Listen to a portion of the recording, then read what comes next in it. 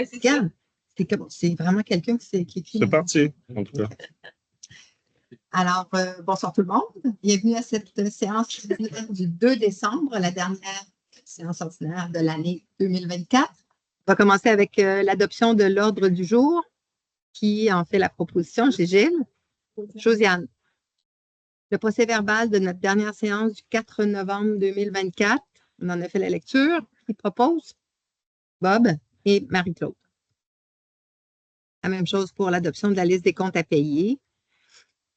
On a vu en caucus ensemble. J'ai Gilles. Catherine. Point 4. Suivi et info de la mairesse. Alors, je vais commencer. Il y a quand même pas mal de petits messages à passer. Je vais faire ça rapido. On a reçu un appel des services frontaliers pour nous aviser que le poste de douane qui donne, dans le fond, sur la 237 Sud, vers Berkshire.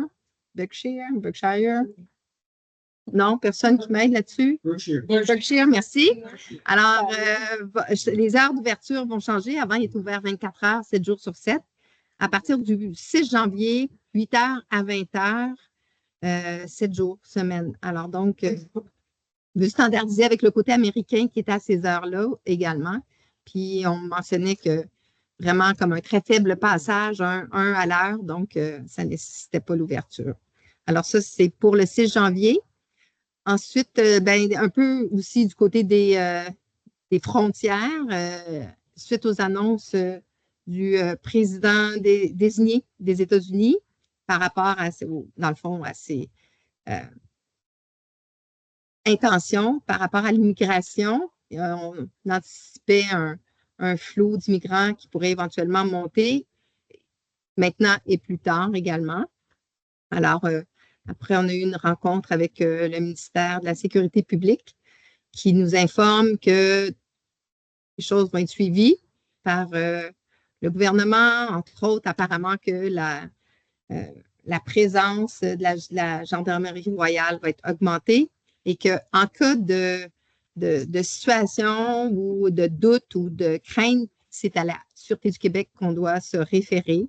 Donc, vous appelez au 911 en cas de problème.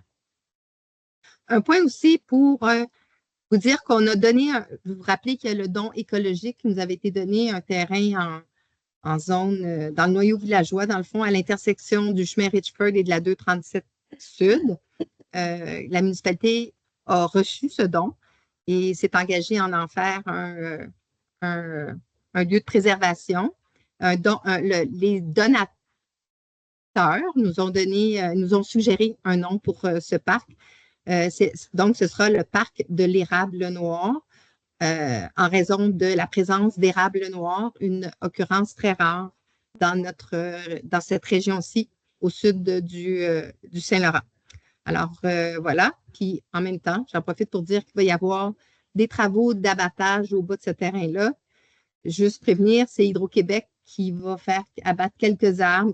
Ça paraît mal, là, mais c'est en fait une prérogative aussi d'Hydro-Québec. Ils doivent relocaliser des poteaux de la ligne électrique en vue de la reconstruction du pont. J'allais dire le pont Richford, mais c'est le pont Guy Dufresne là, maintenant. 2 postes à combler aussi au CCU à partir de février. On a jusqu'au 8 janvier pour présenter les candidatures, la lettre d'intention, le CV envoyé à la municipalité. Puis le conseil annoncera à la séance de janvier qui seront les représentants. Je voudrais aussi faire un petit retour sur les événements. Ça a été un week-end chargé chez nous en termes de communauté. Il y a eu le souper communautaire organisé par les pompiers samedi, qui a réuni quand même un bon nombre de personnes. C'était vraiment très agréable. C'était froid un peu, je dois dire, autour, on en convient. Mais c'était vraiment une expérience, une première pour les pompiers. Ils se sont dévoués et donnés à fond là-dedans. Ça finit avec une dinde frite à la mode américaine. Et tous les légumes, les accompagnements offerts généreusement, je dois dire, avec beaucoup d'enthousiasme par les commerçants. Il y a le Livano, il y a l'épicerie Gosselin, il y a les 2 clochers, Le dépanneur a fourni aussi. Je pense que je fais le tour. Puis il y a eu de l'eau de Bedford, exactement. Fait que merci à tout le monde. Ça a été vraiment comme une belle occasion de réunion. Et puis dimanche, évidemment, le marché gratuit de Noël qui était tout simplement extraordinaire.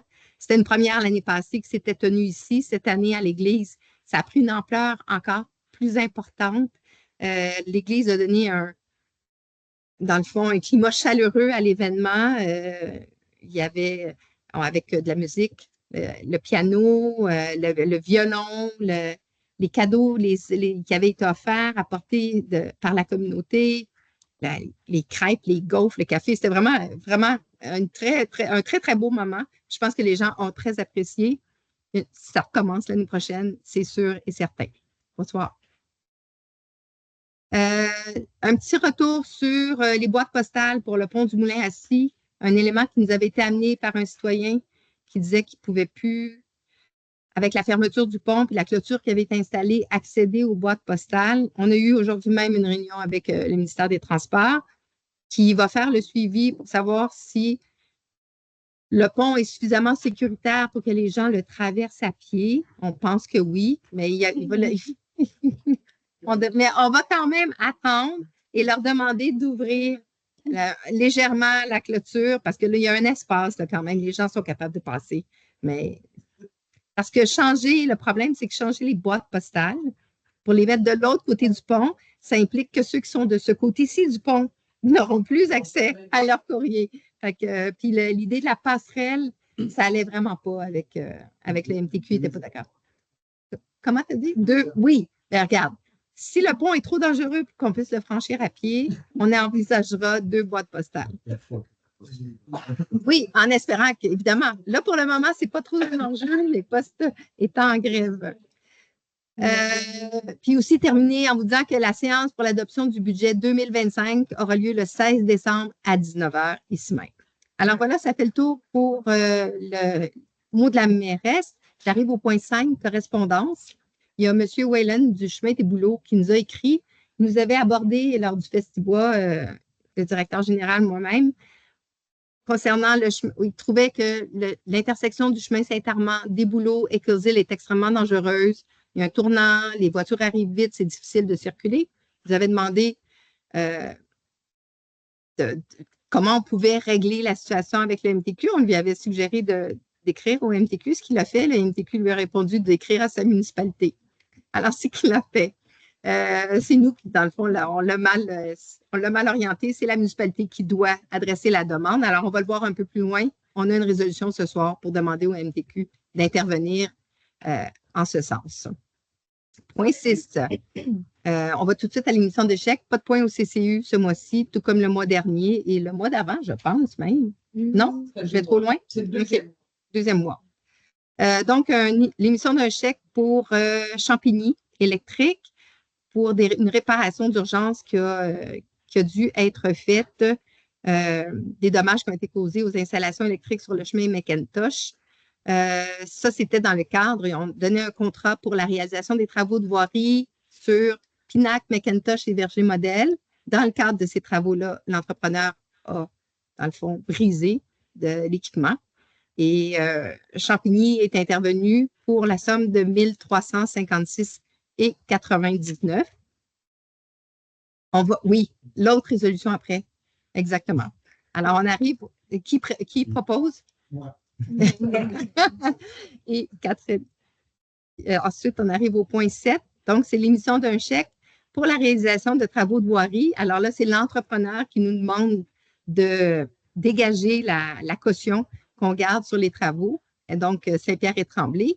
Considérant par contre que ce qu'il demande, on a reçu le décompte progressif, il reste 25 399,24 à débourser, mais considérant qu'on affecte un montant de 1 868,34 pour la retenue, parce qu'il y a eu deux fautes de fait pendant les travaux, ils ont arraché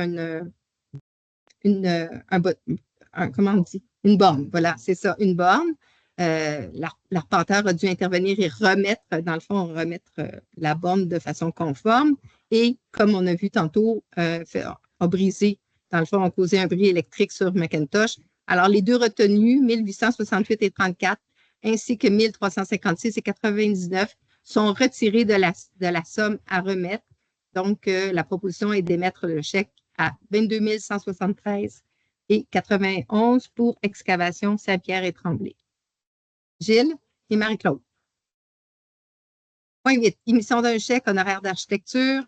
On parle de l'église Bishop Stewart pour la restauration des toitures. C'est la dernière portion à remettre à M. Barcelot pour ce projet, dans le fond, de restauration de toiture de l'église. À 1241 et 73, j'ai Bob et Marie-Claude. Encore une fois, pour M. Barcelot, aussi la dernière de son offre de service qui se termine avec l'émission d'un chèque de 2184 et 53. C'est pour la peinture des toitures du Grammar School et de l'église, la portion du clocher, qui ont été réalisées 2184 et 53. Toujours Bob et Marie-Claude. 10. Restauration de la toiture de l'Hôtel de Ville. Alors, c'est toiture 4 saisons ici. Il reste, on avait octroyé le contrat et il restait, dans le fond, la libération de retenue à donner, on garde toujours 10 36 470 et 7. Considérant par contre qu'il y a des déficiences qui ont été constatées et des travaux de correction doivent être réalisés, on suggère de garder 5 et de libérer 5 Donc, sur le 10 on conserve le 5 pour s'assurer qu'ils reviennent faire les travaux. Le chèque à émettre est de 18 235 et 4. Bob? Catherine. Tous les derniers montants qui ont été évoqués, je rappelle, sont couverts en portion par une subvention ou une autre. Donc, et même parfois totalement pour la TEC. Point 11, émission d'un chèque, restauration des contre-fenêtres et cadres des vitraux de l'église. Alors, c'est Marc Cournoyer qui travaille à la restauration des contre-fenêtres, qui a déjà commencé. Le travail va bon train. Il nous a présenté une facture au montant de 2 700 $ exempte de taxes pour la restauration des contre-fenêtres. Marie-Claude et Josiane. Point 12, un chèque pour le remplacement de conduite affaissée sur la rue principale. Dans le fond, à l'ordre de J.A. Baudouin Construction, on a vu cette semaine les travaux 79 rue principale pour redresser la conduite qui s'était affaissée. Ouverture de rue, travaux de redressement, etc. 37 000, 33 et 45, mais les taxes sont incluses. Mais je dois dire que c'est couvert par le programme de la TEC, tous ces travaux, alors ce qui est une bonne chose pour la municipalité. Qui propose? Gilles et Catherine. En ce moment, c'est pour l'hiver. Dans le fond, les travaux vont se faire dans une deuxième étape pour le trottoir et l'asphalte conforme, je dirais. Au printemps, oui. Point 13, émission d'un chèque, réception provisoire pour la fourniture et installation du système d'adoucissement d'eau. Alors, dans le fond, l'ingénieur responsable du projet nous confirme par le certificat de réception provisoire qui a été mis suite à la fourniture, l'installation des équipements d'adoucissement de l'eau, les essais, la mise en service finale. Il nous recommande donc de payer 50 des retenues contractuelles de 10 un peu ce qu'on a vu tantôt. Il n'y a aucun enjeu là-dedans. Tout semble fonctionner de façon conforme. Donc, la proposition est d'émettre un chèque de 9 898 et 60, ce qui correspond à 50 des retenues contractuelles. Gilles? Catherine? Point 14, un chèque à émettre pour l'association Garagona pour l'ouverture des portes de l'école Saint-François d'Assise en l'hiver 2023-2024. Le chèque à émettre est au montant de 1 526 et 84, donc à l'association Garagona. Juste mentionner que maintenant, on a une employée de la municipalité qui fait l'ouverture de toutes les activités qui permettent, dans le fond, de la tenue des activités pendant la saison hivernale et le printemps et l'automne à l'école. Qui propose? Catherine et Josiane. Alors, émission d'un chèque, contribution de la municipalité à l'Office municipal de l'habitation de Philipsburg. C'est peu connu, mais certains le savent. On a comment on peut appeler des logements. On a 6 logements sur la rue principale qui est destiné à qui offre des loyers à prix modique, des loyers contrôlés, je pense. En tout cas, peu importe. C'est une façon de favoriser les pas l'accès au logis, plus, moi, c'est ça. C'est ça, au logement. Et on a reçu on a quelque chose à payer tout le temps pour ça, évidemment. L'Office municipal bromiskois gère l'entièreté de tous ces immeubles sur le territoire. L'engagement de Philipsburg, c'est une fois que les résultats financiers de l'immeuble sortent chaque année, tout ce qui est en déficit, ce qui est normalement le cas, il y a 10 qui est assumé par Philipsburg, 90 qui est assumé par l'Office d'habitation bromiskois. Alors, on remonte des années antérieures parce qu'il semble qu'il y a eu un certain laxisme dans l'envoi des sommes à produire. Alors, on doit 484 pour l'année 2021, 711 pour l'année 2022, 4592 pour 2023 et 2808 pour l'année 2024. Alors, on a convenu, après avoir parlé à l'Office municipal d'habitation, d'étaler sur une période de 2 ans la remise parce que ça reste quand même que c'est une imputation à notre budget assez importante.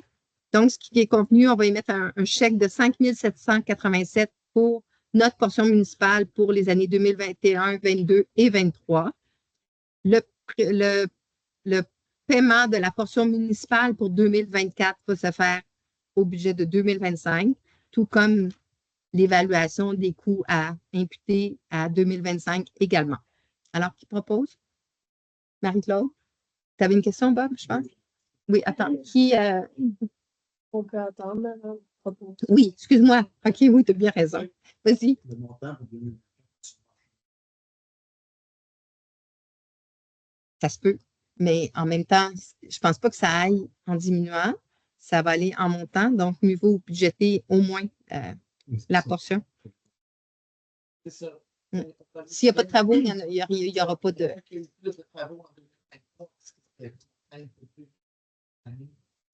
23 et 24, les deux. Oui, c'est ça. Oui, c'est ça. Combien d'argent? Non, ça tourne plus. Mettons, si on faisait une moyenne autour de 1 500, 2 000. Par année, ce n'est pas 5 6 000, là. Non, c'est moins que ça.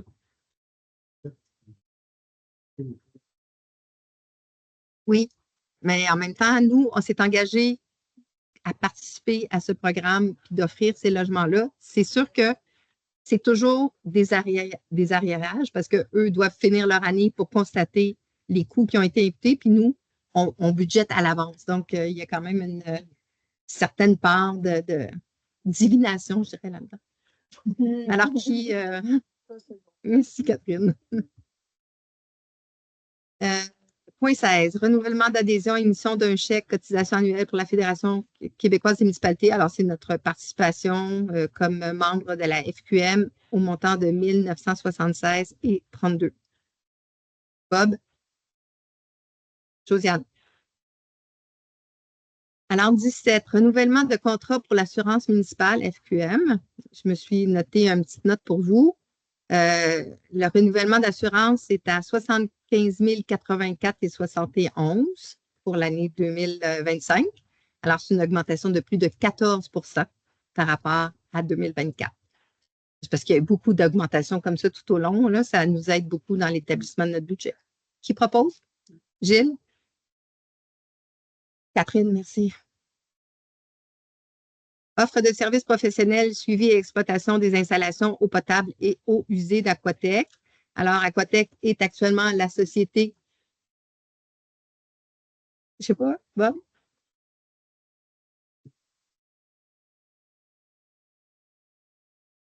Oui, OK. Oui, on pourrait, effectivement. Veux-tu qu'on fasse la démarche puis qu'on demande? Mais je veux juste dire qu'on est en démarche aussi auprès de l'Union des municipalités. Pour le déductible, tu veux dire? OK. On est en démarche avec l'Union des municipalités pour essayer d'avoir des meilleurs prix. C'est pas facile.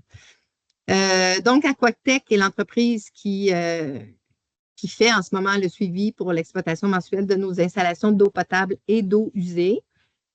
Aquatech est la seule société de ce genre à offrir des services professionnels en suivi en exploitation mensuelle des installations d'eau potable et des eaux usées dans notre région. Alors, même si le seuil dépasse, le forfait dépasse notre seuil, on est quand même autorisé à aller de l'avant avec cette offre de service, donc qui est acceptée pour un montant forfaitaire annuel de 36 540.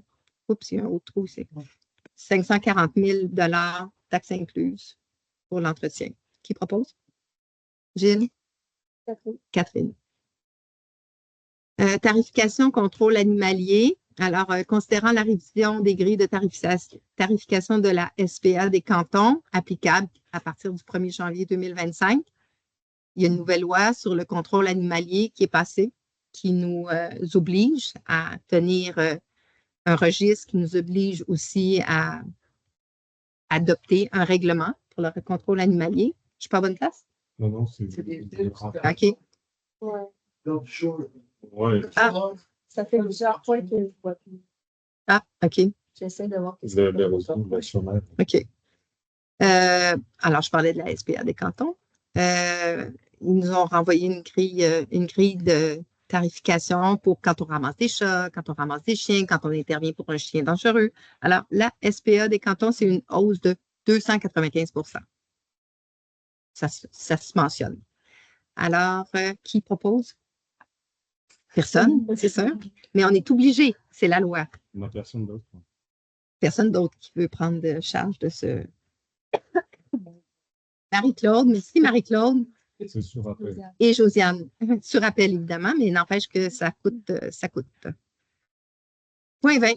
Adoption du règlement sur la régie interne des séances du Conseil de la municipalité de Fredericksburg. L'avis de motion avait été donné dans une séance précédente. C'est bien, dans le fond, c'est le règlement qui vient régir nos séances, le décorum de nos séances.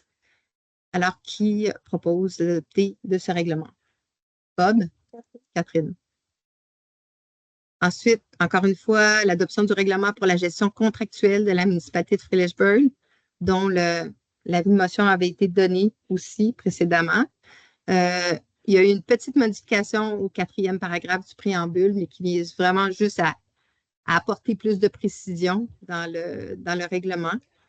Alors, qui propose sur la gestion contractuelle? Marie-Claude et Josiane. Alors, il y a un avis de motion qui doit être donné ce soir parce qu'on dépose le projet de règlement autorisant le remplacement de l'entente relative à la cour municipale commune de la ville de Cowansville. Il faut réviser notre entente. Tout ce qui se traite au niveau municipal se traite à la cour municipale de Cowansville. Il n'y a eu aucune révision depuis 2005, ce qui explique la hausse de 600 % des frais. Alors, c'est l'avis. Ah, c'est Gilles. Gilles donne l'avis de motion, c'est bon. Encore une fois, un avis de motion, puis on dépose en même temps le projet de règlement, modifiant le règlement, établissant les règles de constitution et de régie interne pour modifier la composition du comité consultatif société. Le but de cette modification, encore une fois, c'est un avis de motion, mais c'est d'inclure au sein du comité consultatif société un membre représentant l'escouade bienveillante. Escouade bienveillante qui était, dans le fond, le segment du comité société qui organisait le marché. Promoteur, même plus que promoteur, il l'organisait.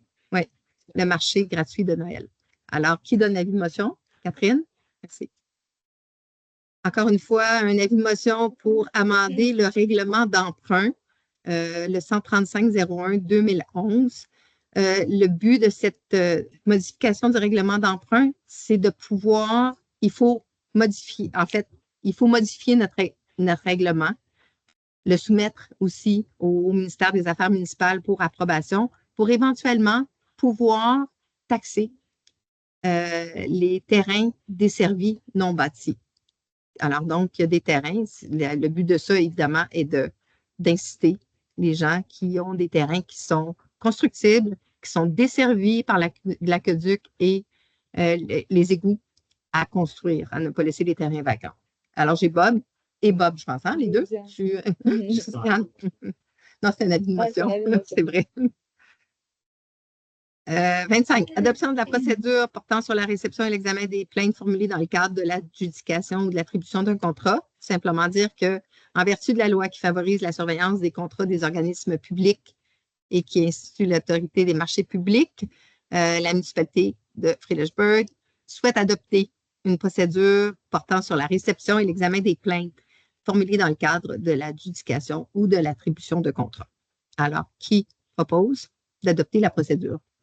Gilles et Josiane. 26, approbation, autorisation de signature pour une servitude Bell Canada Hydro-Québec. C'est pour notre projet de trottoir qui va se faire en même temps qu'il y aura la reconstruction, dans le fond, du pont Guy Dufresne. C'est pas là? Oui, OK. Donc, on doit créer une servitude d'utilité publique sur une partie du terrain qui est détenu par la municipalité. On accorde donc cette servitude et on approuve le projet de servitude qui a déjà été soumis et on permet qu'un membre de l'étude notaire Beauchamp-Cyr incorporé soit autorisé à signer au nom de la municipalité l'acte de servitude qui interviendra en faveur de Bell et Hydro-Québec. Qui propose? C'est Bob et Gilles. 27, dépôt du registre public des déclarations, la loi sur l'éthique et la déontologie en matière municipale. Alors, ce registre ne contient aucune mention en date du 2 décembre 2024. C'est un dépôt, tout simplement. Adoption du budget révisé pour l'Office d'habitation de Brome-Missisquoi. Alors, considérant le rapport qu'on a reçu des budgets révisés 2024 qui ont été transmis, on propose que le Conseil accepte et adopte le budget révisé de 2024 qui est au montant de 2 808 $. Marie-Claude? Catherine? Calendrier des séances ordinaires, point 29. Bon, chaque année, on doit adopter notre calendrier des rencontres et le diffuser, en faire un avis public, ce qui sera fait sur le site de la municipalité. Et, OK, c'est bon. Donc, puis considérant également que l'année 2025 est une année d'élection municipale, ça vient changer un peu les dates où on a le droit ou pas de tenir des séances. Donc, le calendrier proposé, il n'est pas là. Okay. Donc, la première du mois de janvier sera au 13 janvier. Et là où il y a une petite exception, c'est au mois de septembre. Il y en aura une le 8 septembre et une le 29 septembre. Aucune en octobre. Puis on poursuit avec le 10 novembre par la suite. Alors, qui propose? Gilles? Josiane? Prise en compte des besoins des personnes handicapées dans les mesures d'urgence en cas d'évacuation. Alors, oui, c'est une résolution qui vise à dire qu'on va tenir compte, considérant les changements climatiques, l'ampleur des interventions, les feux, les arbres qui tombent, tenir compte, dans le fond, de la présence d'une population de plus en plus importante, entre autres, notamment en raison du vieillissement de la population. Donc, qui propose qu'on intègre à nos mesures d'urgence? Bob et Catherine. Point 31. Facturation municipalité desservie par les services de la Sûreté du Québec. Alors, c'est une résolution qui nous est suggérée par la Fédération québécoise des municipalités, qui a déjà été adoptée par la MRC pour, dans le fond, décrier l'augmentation qui nous est imposée pour l'année 2025. La moyenne des augmentations qui ont été annoncées pour l'ensemble de la SQ, c'est 6,47. Pour Fredericksburg, c'est 10,12 %. Alors, considérant qu'on n'a pas tant de surveillance policière ici, la SQ, maintenant, c'est 260 000 $ sur notre budget. C'est quand même assez important. On arrive enfin, il y a eu une entente entre le ministère de la Sécurité publique et les municipalités pour un partage 50-50 de la facture pendant une période de transition. La période de transition se termine en 2025. Alors, ce qu'on demande essentiellement, c'est de participer aussi. La facture nous est envoyée. On n'a aucun moyen de suivre la façon dont c'est géré. Les heures supplémentaires explosent. C'est ce qui explique, entre autres, la hausse de ce coût. Alors, le monde municipal n'est pas du tout impliqué dans la détermination des conditions de travail des policiers et de la gestion. Alors, le montant total facturé aux municipalités pour 2025, 444 millions de dollars. Donc, on propose de mandater une firme externe, tout comme ils l'ont fait pour le ministère du côté des transports, pour procéder à une analyse de la situation et de voir là où des pistes de solutions pourraient être trouvées pour économiser plusieurs centaines de millions de dollars et de conserver un plafond et un plancher pour l'augmentation des factures dans la formule permanente. Parce que ça, cette formule-là, plafond-plancher, ça se termine en 2025 et il n'y a plus rien après qui va contrôler les hausses encore plus importantes. Et qu'on envoie tout ça, évidemment, cette belle résolution à tout le monde, incluant le ministre de la Sécurité publique, François Bonnardel. Alors, je propose. Bob? Catherine. 32. Soutien à la politique régionale des sentiers de randonnée pédestre en Estrie, coordonnée par le Conseil sport loisirs Estrie et les sentiers de l'Estrie. Alors, la MRC a participé à l'élaboration de la politique régionale des sentiers de randonnée. J'y ai moi-même participé également comme représentante des maires. C'est vraiment une belle initiative qui vise dans le fond, à faire le lien de tous les sentiers et à pérenniser aussi les sentiers qu'on a en Estrie. À la suite de cette politique régionale, il y aura un plan d'action qui va être travaillé. Donc, on veut réitérer notre appui à ce plan, à cette politique et éventuellement au plan directeur régional qui en découlera. Je veux reconnaître Bob et Marie-Claude. Tout ça, je dois dire que ça se fait en considérant nos priorités, nos responsabilités et nos moyens également. On ne se lance pas dans quelque chose d'inconnu.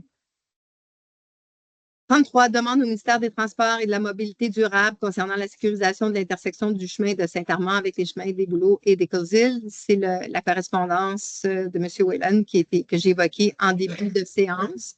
Donc, on demande au ministère d'étudier les mesures de sécurisation de l'intersection et d'implanter le ou la mesure retenue à la suite de l'analyse. Alors, qui propose? Josiane, Catherine. Appui de contestation de l'augmentation 2025 de PG Solutions. PG Solutions, c'est le fournisseur des logiciels qu'utilisent les municipalités pour les comptes payables, la comptabilité, la taxation, les modules de paye, entre autres. C'est des grosses augmentations qui reviennent chaque année. C'est un monopole. Les municipalités n'ont pas le choix. On mentionne que les augmentations étaient de l'ordre de 20 en 2022 et devaient amener à des mises à jour qui n'ont pas été faites encore en 2024.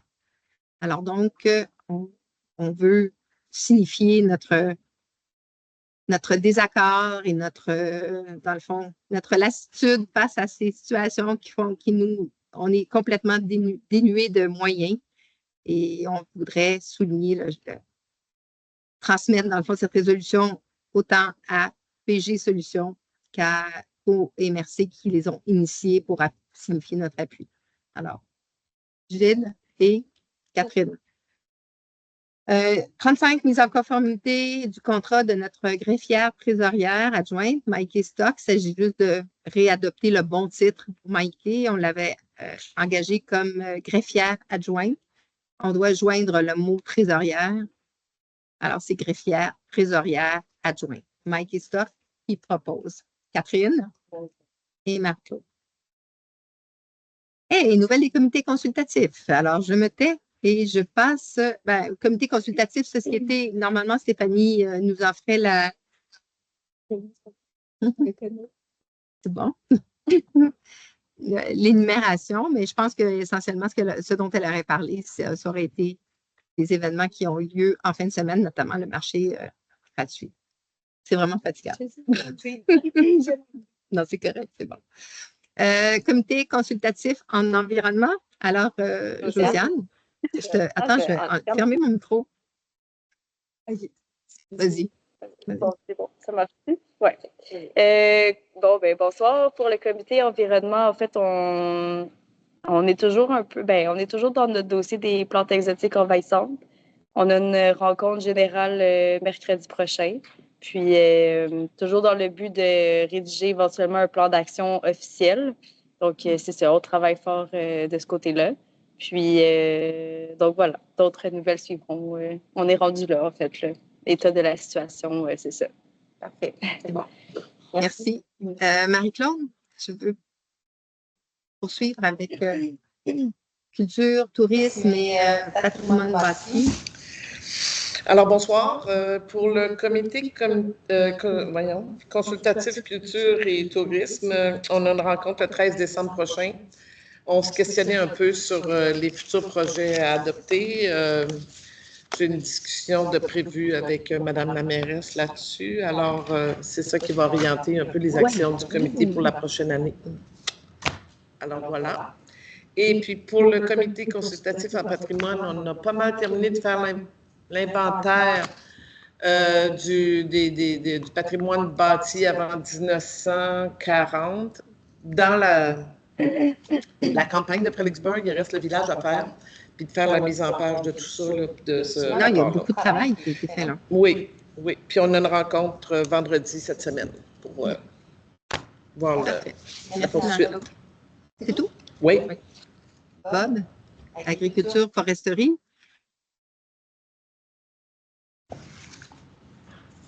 Donc, bonsoir. On a 2 points à l'ordre du jour chez nous.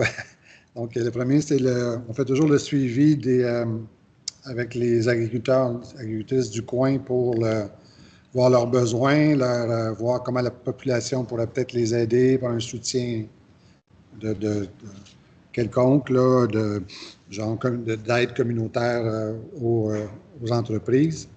Donc, Jean Chenevert suit ça. Il y a des sondages qui ont été faits, une trentaine, je pense, d'entreprises. Donc, suite à ça, il va y avoir des constats qui vont être... et puis, on va voir comment ça va se dérouler l'année prochaine. Deuxième point, on a rencontré, le comité a rencontré le conseil pour présenter un peu ce qui, chez nous, est important au niveau... on l'a sorti, on l'a mentionné. Le quart des terres, des surfaces cultivables a été perdu en 25 ans. Donc, qu'est-ce qu'on fait avec les friches dans l'avenir?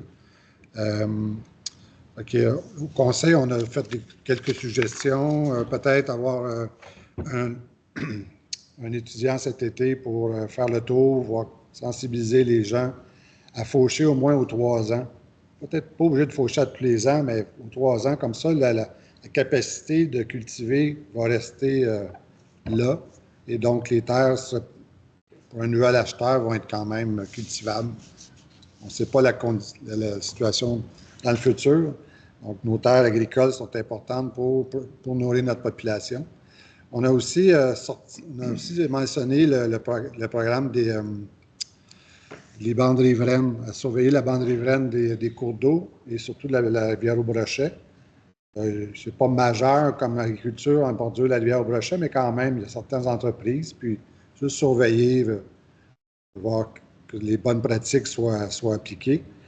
Il y a aussi toujours la question des vues, les vues sur Mont-Pinac, les vues qui sont à préserver, voir comment est-ce qu'on peut... Comment on peut mettre ça sur pied, puis travailler avec le MTQ sur les routes provinciales, voir comment est-ce qu'on peut travailler ensemble pour préserver nos beaux points de vue, sans attirer la population, sans attirer le tourisme à outrance, là, mais faisant ça correctement. Et puis, c'est ça. Donc, le point majeur chez nous, c'est vraiment les friches, essayer de sensibiliser les propriétaires à cultiver leurs friches.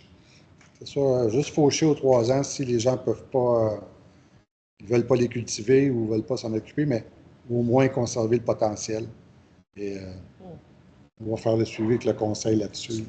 Oui, parce qu'effectivement, ça a été amené, c'est un projet de résolution à adopter pour le conseil, donc vous allez vraiment comme en prendre connaissance, mais avant de l'adopter, le conseil veut prendre le temps d'étudier chacun des éléments qui sont apportés, voir où on se situe par rapport aux prises de position. C'est un super beau travail qui a été fait. Et pour ce qui est de l'élimination des friches, dans le fond, d'emblée, je pense que tout le monde autour de la table, là, on était bien conscient de l'importance de les éviter. Il reste à voir comment, dans le fond, les actions qui pourraient éventuellement être prises pour aller en ce sens-là. Fait que oui, on est plus en termes de préparation budgétaire ces temps-ci, mais dès le début de l'année, le conseil va se mettre à cette résolution pour l'étudier. Merci, Bob. Alors, ce qui fait le tour des comités consultatifs. Pas de point au VARIA. Période de questions. Est-ce qu'il y a des questions? Oui. L'information pour les droits de personnes se tenir à Saint-Armand que le monde. Je vais juste reprendre votre question pour ceux qui l'écoutent en ligne pour qu'ils puissent l'entendre. La question porte sur est-ce qu'il y a des plaintes du côté de Fredericksburg pour des gens qui passaient aux douanes, alors qu'on sait qu'à Saint-Armand, le phénomène est quand même assez répertorié. J'entends rien. Je suis pas. J'ai aucun contact, autant ni avec ni de la GRC, ni de la SQ, à l'effet que cette situation à Fredericksburg même. On me dit que ça arrive, par contre. J'ai quelques témoignages de gens qui auraient vu, mais ce n'est pas vraiment répertorié. Alors qu'à Saint-Armand, vous avez raison de le mentionner, c'est vraiment, puis l'enjeu n'est pas tant, effectivement, de gens qui viennent des États-Unis pour venir au Canada, c'est des gens qui partent du Canada pour aller aux États-Unis. Alors, ce qui cause un problème certain chez les citoyens, un sentiment d'insécurité assez prononcé. Puis ce matin, j'entendais je pense que j'imagine que ça doit être sur Google, il y a un chemin qui est répertorié, qui montre qu'on peut traverser en dehors des douanes. On peut traverser vers les États-Unis, mais ce chemin-là n'existe pas. Il est là, mais il n'existe pas. Alors, les gens l'empruntent, puis très souvent, il y a des voitures, c'est ce qui était rapporté ce matin entre autres par notre député. Les voitures sont abandonnées parce que c'est impraticable. Ils se prennent dans la boue. Fait qu'il y a peut-être déjà des petites corrections à faire au niveau de... C'est comme si ça montrait que c'est facile de le faire alors que c'est vraiment pas le cas. Alors, c'est ça la situation pour nous. Je ne sais pas plus de développement que ça. Est-ce qu'il y a d'autres questions? En ligne? Pas de questions? Non. Il va nous rester à proposer la levée de la séance. Gilles et Catherine. Non, mais on se revoit. Oui, évidemment, joyeux Noël à toute la communauté, mais c'est parce qu'on va se revoir pour la séance du budget, évidemment, le 16 décembre. Alors, à ce moment-là, on souhaitera un vrai joyeux Noël. Alors, qui a proposé? Catherine? Ah, c'est tout, c'est fait.